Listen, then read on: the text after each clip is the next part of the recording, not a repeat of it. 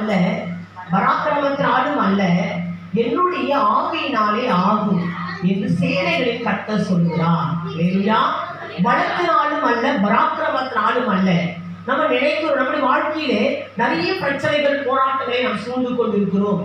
எதிர்பார்ப்புகள் இருக்கிறது, தேவைகள் இருக்கிறது, சரீரத்தில் விளைவுகள் இருக்கிறது. மனிதனாய் இருக்கிற நமக்குள்ளே பல பிரச்சனைகளை நாம் சமாதான குறை உள்ளவர்களாய் நிறைய காரியங்களை எதிர்பார்த்து உதவிகளுக்காக இப்படி பல விதத்திலே நாம் பாதிக்கப்பட்டவர்களாய் நாம் எதிர்பார்த்து கொண்டிருக்கிறோம். அல்லேலூயா. வேதம் சொல்லுகிறது, நாம் இதெல்லாம் நடக்காதா, நாம் எதிர்பார்க்கிறோம். இன்னும் யாரும் இந்த சகோதரர் நமக்காக பேச மாட்டாங்களா, இந்த சகோதரி பேச மாட்டாங்களா, இவர் நமக்கு வேலை வாங்கி தர மாட்டாங்களா, இவர் எனக்கு பணத்தை தர மாட்டாரா, இந்த டாக்டர்கிட்ட போல சுகம் கிடைக்காதா, அங்க போலாமா, இங்க போலாமா, எப்படி எப்படி என்று சொல்லி பல விதத்தை கவனிங்க நாம் குழம்பி போய் இருக்கிறோம். அல்லேலூயா. எந்த வழியா நடக்கும், எந்த வழியா கிடைக்கும், யார் மூலமா கிடைக்கும் என்று சொல்லி நாம் வேதனையோடு கலங்கி தவித்துக் கொண்டிருக்கிறோம். கர்த்தருடைய பிள்ளைகளே, நம் இறுதிக்குள்ள இயக்கங்களை, நம் இறுதிக்குள்ள கவலைகளை, நம்முடைய மனதில் ஏற்படுகிற குழப்பங்களை எல்லாம் அறிந்து தேவன் நமக்கு கொடுக்கப்பட்ட வாக்குத்தத்தம். மனித முகத்தை பார்க்கிறான், கர்த்தரோ இருதயத்தை பார்க்கிறார். அல்லேலூயா. மனிதன் முகத்தை பார்க்கிறார்கள். நம் இருதயத்தில் உள்ள வேதனைகளை யாருக்கும் தெரியாது, நாம் உள்ளத்தில் இருக்கிற கவலைகள் யாருக்கும் தெரியாது. நம்முடைய குழப்பங்கள், மன குழப்பங்கள், ஒரு பயம், திகில், இது யாருக்கும் தெரியாது. நாம் உள்ளத்திலே கலங்கிக் கொண்டு தவித்துக் கொண்டு வேதனையோடு சமாதானம் இல்லாமல் நம்ம தவித்துக் கொண்டிருப்போம். இதெல்லாம் கர்த்தர் பார்ப்பது ஒவ்வொரு மனிதனுடைய இருதயத்தை பார்க்கிறார். அல்லேலூயா.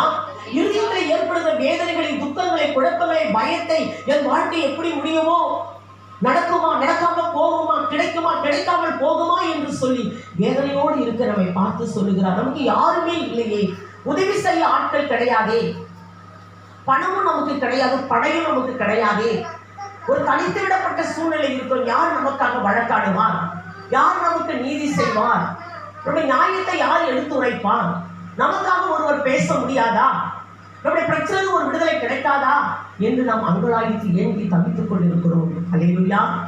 வேதம் சொல்லுகிறது, பலத்தினாலும் அல்ல, பராக்கிரமத்தினாலும் அல்ல, என் ஆவியினால் ஆகும். அல்லேலூயா.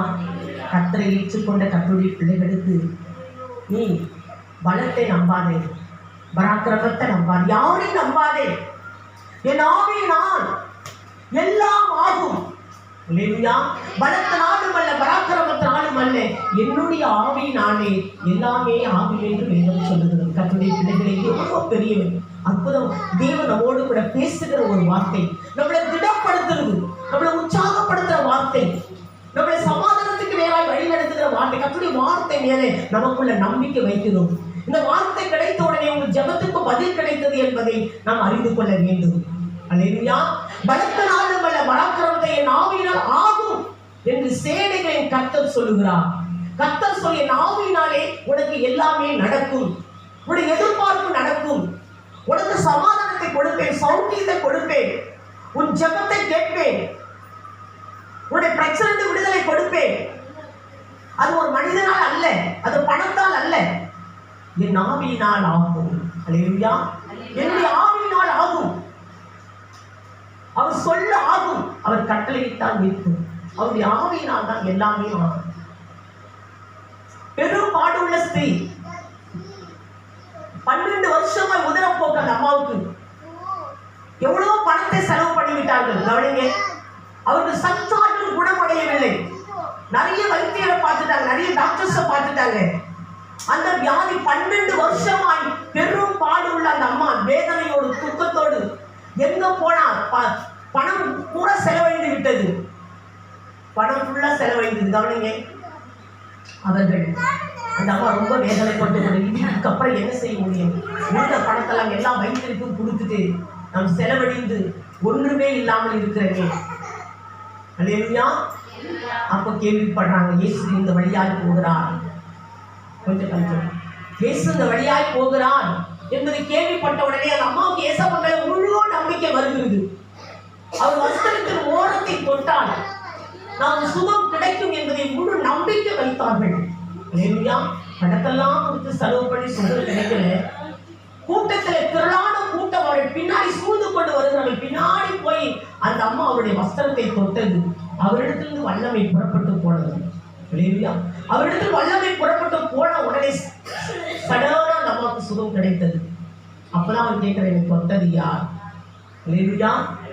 கூட்டமா போறாங்க, ஓடிடக்கூடாது. வேடிக்கை பார்க்கறதுக்காக போகக்கூடாது. இயேசு கிட்ட வந்தா இயேசப்போ ஏற்றுக்கொண்டா என் பிரச்சனையில் எனக்கு விடுதலை கிடைக்கும். என் பிரச்சனைக்கு விடுதலை கிடைக்கும், என் வியாதிலிருந்து விடுதலை கிடைக்கும், எனக்கு சமாதானம் கிடைக்கும், என் வியாதி என்னை விட்டு விலகும், பிசாசு என்னை தொட முடியாது என்பதை குறித்து நாம் மிகவும் கவனமாய் இருக்க வேண்டும். கவனத்தை விட்டுவிடக்கூடாது.